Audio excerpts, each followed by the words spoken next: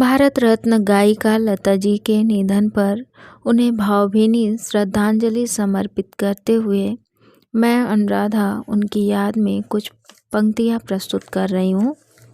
सुरों की देवी लता मंगेशकर जी ने अपने त्याग, संघर्ष और कठिन परिश्रम से देश को जो गौरव दिलाया है वह किसी लेखनी का मोहताज नहीं है। 28 सितंबर 1929 को मध्य प्रदेश के इंदौर घराने में जन्मी लता जी का बचपन से ही संगीत की ओर गहरा झुकाव था। उनके गुरु समान पिता लता जी को 13 वर्ष की उम्र में ही छोड़ गए, जिससे वह अकेली पड़ गई थी।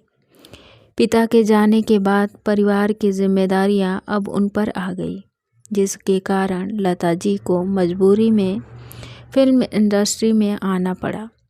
हालांकि शुरू के दौर में लता जी को गाना गाने के बाद ना सुनना पड़ा, लेकिन वह हार नहीं मानी और निरंतर आगे बढ़ती रही।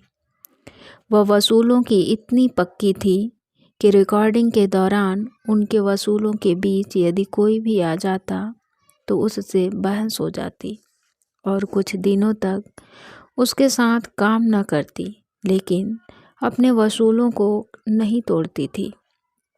एक समय आया जब लता जी संगीत की बुलंदियों को छूने लगी। हर कोई उनके गाने का कायल होने लगा। उन्होंने फिल्म उद्योग में 50,000 से भी अधिक गाना गाया, जो किसी फिल्मी दुनिया में एक बड़ी कामयाबी है। लता जी के गाने के बोल ऐसे होते थे कि श्रोता सुनते ही उसमें तल्लीन होकर खो जाते हैं। लता जी के चले जाने से न केवल फिल्म उद्योग को बल्कि पूरे देश को क्षति हुई है। वह तो चली गई, लेकिन छोड़ गई हम सब के लिए संगीत रूपी विरासत।